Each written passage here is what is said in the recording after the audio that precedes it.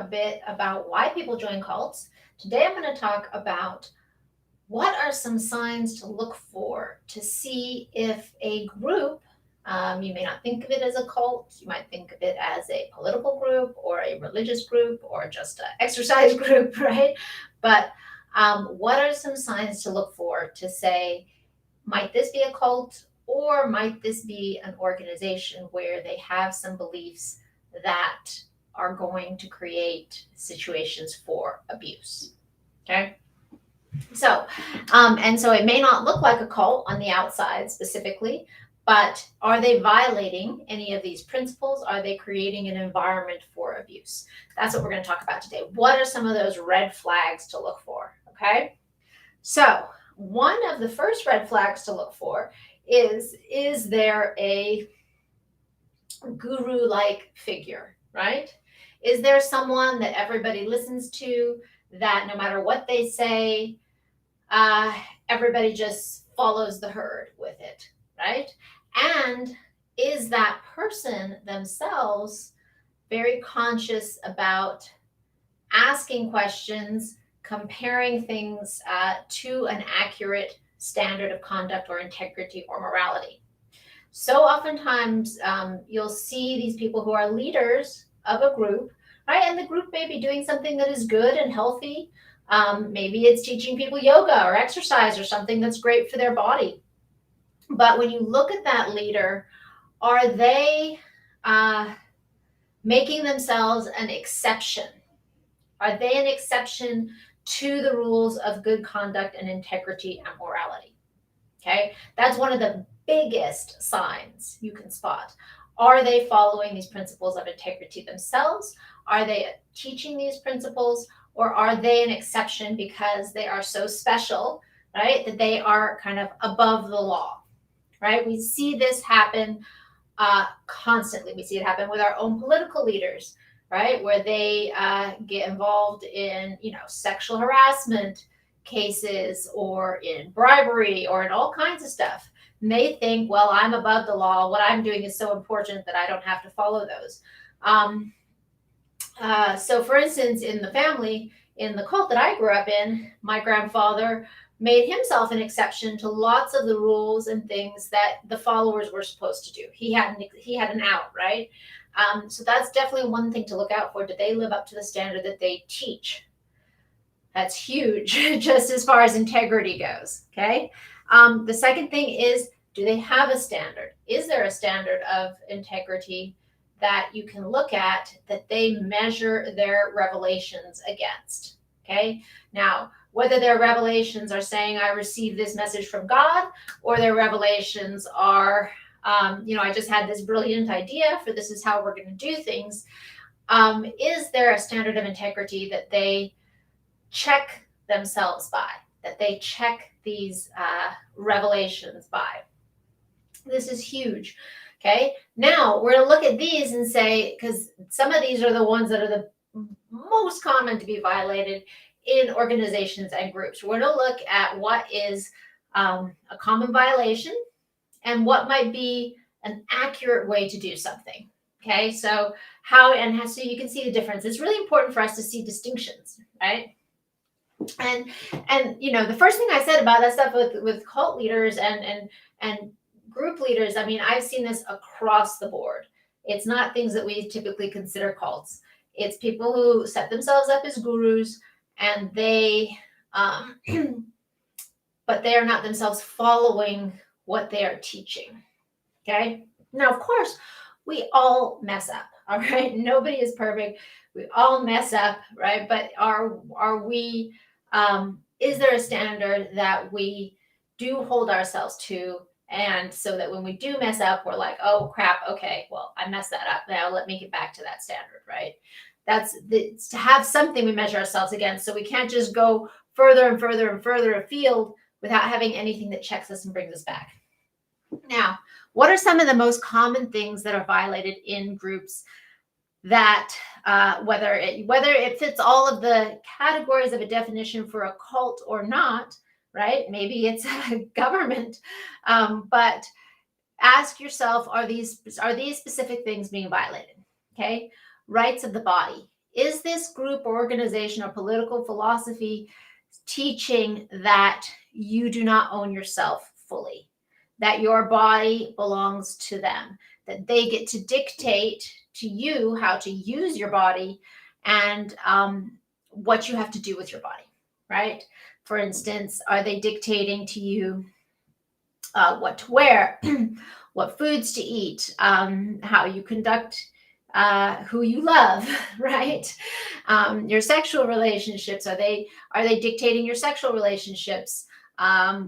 So in the cult that I grew up in, right, we were told that we were supposed to have sex with certain individuals. That was dictated to us how we were supposed to have sex, who with, um, and it wasn't really our choice. We were specifically told our bodies did not belong to us, right? And so that was like right out there. But I've heard about like other groups and yoga groups and stuff like that where these people had oftentimes young women, right? But they got, you know, brought in, and then slowly all of the aspects of their life were being dictated to them, right? You can't eat this, you can't eat this, you can't hang out with these people, you can't, you have to wear these type of clothes, you have to hold this type of schedule, right? And all of this stuff all of a sudden, right, gets dictated. Now, what is an example of this where, and people do this in bad relationships, right? There can be very controlling people in domestic relationships and domestic abuse relationships as well. So what's an example of this where this is not an example of abuse? Okay, so let's say that you work at a certain job, and that job requires you to wear a uniform or to wear a suit, right? And they say, okay, if you're going to work here, then you got to take out your piercings or whatever that is, right? Then that is an understanding, that is an exchange, that's part of the employment contract where I am agreeing to these terms because I want to be employed and I want to get paid by them. Okay, so I'm agreeing that I will dress, I'll dress in a suit and I will, take out my facial piercings or whatever that is in order to portray the image that that company wants to portray to its customers because I want that job, right? So what that's not saying is that there's anything wrong with facial piercings. It's not saying that's a moral issue. It's not saying that wearing your sweatpants to work is a immoral thing, right? Or that you couldn't do it if you work at some other job where that's the norm. It's stating in this job, according to this employment contract, for this job that I want, I agree that I will do these things, and I'm agreeing to it in order to be paid. So there is an exchange happening there, okay? It's not just saying you can't do this because it's wrong, right? So what would be an example of that in a domestic relationship? You'd have a situation where perhaps the husband, perhaps the wife, who knows, is dictating to the other person, this is how you need to dress, this is what you need to eat, you can't wear that when you go out, right? They're dictating that to them as if they had some ownership or authority over that person, okay? Versus in an employment situation, you're saying, okay, these are the terms, we set these out in the employment contract, this is how you dress, you got to wear this uniform when you come to work, whatever that is, and this is what we're going to pay you, right? So you have the opportunity to make a free choice to say, is it worth it for me to shift how I am dressing in order to get paid and work for this company that I want to work for, right? That's completely different than someone just dictating to you from a sense of authority, right? So, and this is, so what is another time? What's another distinction? Let's look at another distinctive situation where we're talking about the difference between abuse of this principle and where it is not an abusive of the principle, okay? Another situation might be if you have young children, if you have minor children, okay? When you're in a situation where you're going to create rules around their behavior, and that is the training period for them, Okay.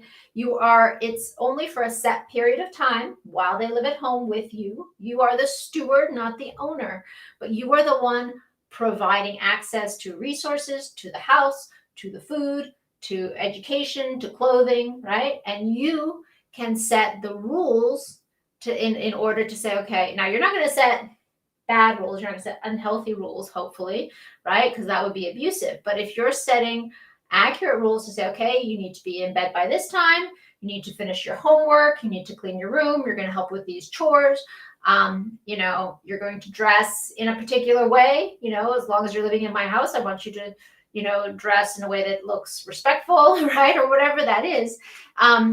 You as the parent, as the steward of that person, have a right to look at some of those things and say, okay, these are the things we're going to set in place to help train you to become a responsible adult human being, and so that you can live and interact in the world, right, in a successful way.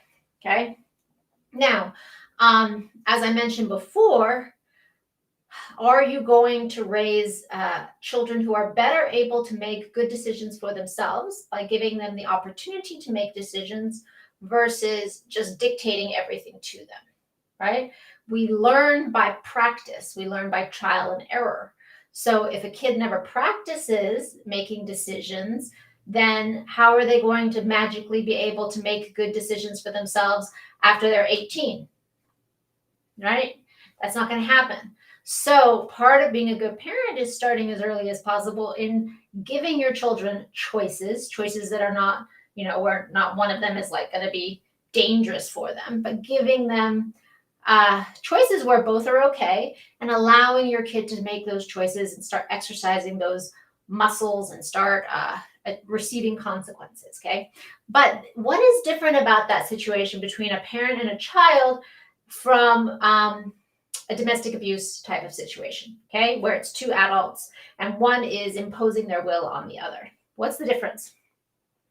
The difference is that in the situation of the child, right, there is a set time, there is a set term for when that training period is over, and that child gets to go out in the world and make all their own decisions, and they really don't have to listen to you as the parent anymore. Okay, there is a termination of that relationship.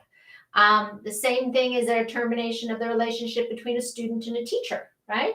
When the student is in school, they need to show up at a certain time. They're supposed to wear a certain outfit. They're supposed to, do their homework. They're supposed to follow these instructions, okay? But there is a termination of that training period, okay? Whether you're an intern in a hospital, right? Eventually you're going to become the doctor and the attending. So that is something really critical to watch out for when you're asking, is this an abusive relationship, right? Now, in the case of two people who are married, if one of the partners is constantly domineering, telling the other person what to do, what not to do, controlling their life, right? In a way that is oppressive like that. That is not a situation where they're saying, okay, well, I'm just going to teach you how to do this for, the next year or two, and then you're going to be free and you're on your own and you're going to be able to do it for yourself, right? So not having that sort of termination period, right, where you're saying, okay, this is specifically for training that we are doing this. That is a very important sign of a relationship, that is abusive, right? And if there is not an agreement to saying, okay, I'm entering into this apprenticeship where I'm going to learn, so I'm going to follow my teacher's instructions, get this down, and then that period of apprenticeship will be over, right? And I will be free to practice it in the way that I think is best, right? So that's an important termination period. And you can see that in the relationship of children and parents, apprentices, and teachers. So I want to make that clarification, because people can be like, oh, well, all times like this, when you're being told what to do is wrong.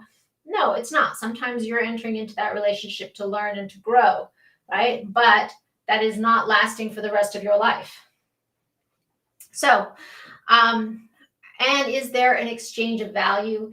Or did these parties freely enter into this, knowing what the terms are, right? Obviously, not necessarily with a child because that's born to you, right? And you're taking on that responsibility.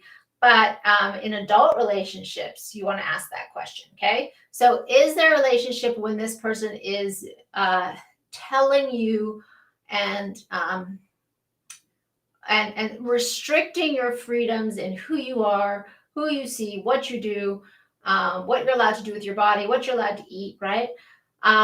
Versus and doing it in a way that's like, okay, well, if you don't do this, then you're bad, then you're wrong, right? Now, how is that different versus somebody who is a health instructor? Okay, they are teaching you the principles of health, but guess what? It's up to you to choose if you're going to do them or not based on your understanding and saying, okay, I see that this is good for me. I am convinced in my mind logically that this is the choice of action. This is, I want to eat like this. I want to, whether it's you want to eat like a vegetarian or you want to eat, non-GMO foods or whatever it is that you are convinced of in your life, and then you choose to take that action, not because someone is telling you you're bad or evil or wrong if you don't do that, right? But you are convinced in your own mind that this course of action is going to be healthy or is going to be the best for you, and then you choose to do that. That's very different than someone applying peer pressure to you, applying pressure, saying, if you don't do this, if you don't go along with what we're saying, then you are wrong, bad, or out of the group, right? So this is the difference. These are the distinctions, okay? So that body one is one of the really big ones. I don't know if we want to get into a bunch more because I actually have to go. I have an appointment, so I got to run. So we will continue this next time because we're going to look at some of the other areas that get violated most commonly in organizations or groups that have the potential for abuse. So that's what we're going to talk about next time. I hope you guys have a great Saturday, and I'll talk to you later.